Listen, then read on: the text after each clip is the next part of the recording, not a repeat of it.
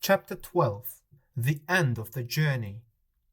Phileas Fogg was in a police station in Liverpool. He looked at his watch. 2 o'clock. He had to be at the Reform Club before 8:45. At 2:33 there was a lot of noise in the police station. The door opened and Fix ran in.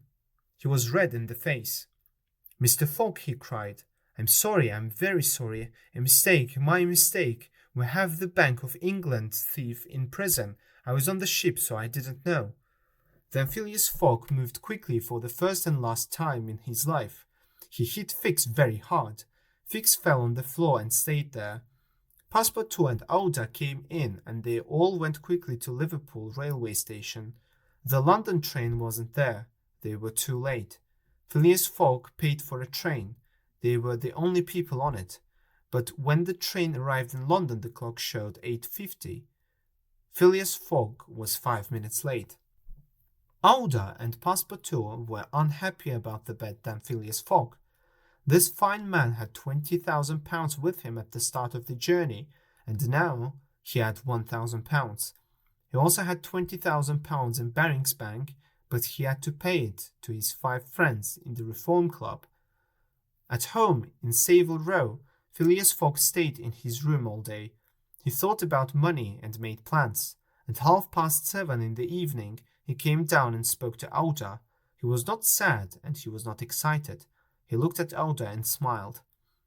"Aouda," he said, "I'm sorry. I brought you to England and now I have these money problems. Are you unhappy now?" "Unhappy?" said Aouda. She couldn't tell him. "I was rich before the bet," said Phileas Fogg. "I brought you here to a good life, away from your dangerous life in India, but now I don't have much money. But Aouda, can I give this money to you, please?" Aouda stood up.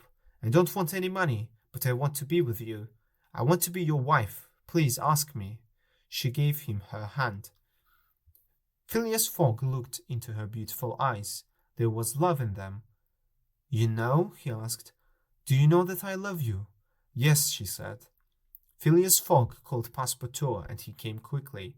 Mr. Fogg had Aouda's hand in his hand. Passepartout saw that and he was very, very happy. "Do you think, Passepartout," Phileas Fogg said, "that you can speak to Mr. Wilson at my church? Is it too late in the day?" Passepartout smiled. "It is never too late," he said. It was 8:05. "For tomorrow Monday?" he asked. "For tomorrow Monday," said Phileas Fogg and Aouda. Passepartout ran out. At 8:35 he was back. He was red in the face and he couldn't speak. "What is it?" asked Phileas Fogg. "Mr. Fogg, please, Mr. Fogg, tomorrow. You and Aouda, not possible." "Not possible? Why?" asked Phileas Fogg. "Because tomorrow is Sunday." "Monday," said Fogg. "No, today is Saturday." "No, it isn't." "Yes, it is," cried Passepartout. "We made a mistake. We arrived in England a day early, but you only have 10 minutes. Let's go, Mr. Fogg. You will have to run to the Reform Club. You do it in 25 minutes every day, but today you have only 10 minutes. Run, Mr. Fogg, run." He pulled Phileas Fogg to the door. Phileas Fogg ran, and he thought about his mistake. Of course, the time changes in every country. When you go round the world to the west, you lose 1 day. But when you go round the world to the east, you have 1 more day. But now was he too late? Phileas Fogg ran through London. Phileas Fogg's friends were at the card table in the Reform Club at that evening. When the clock said 8:25, Stuart said, "In 20 minutes he'll be too late."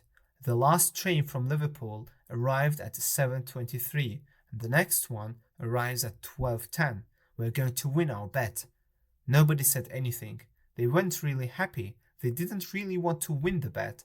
They liked Phileas Fogg, so they played cards and said nothing. 8:43, said Stuart. 2 more minutes. The 5 men looked sadder and sadder. They watched the door and waited. A moment, a very short moment, before 8:45, Phileas Fogg opened the door and said quietly, "Here I am, my friends." "Now I am a rich man again," said Phileas Fogg. "So I'll ask you again, do you want to be my wife?" "Yes," said Aouda, But you were a poor man when you asked me, and now you are a rich man again. So do you want to be my husband?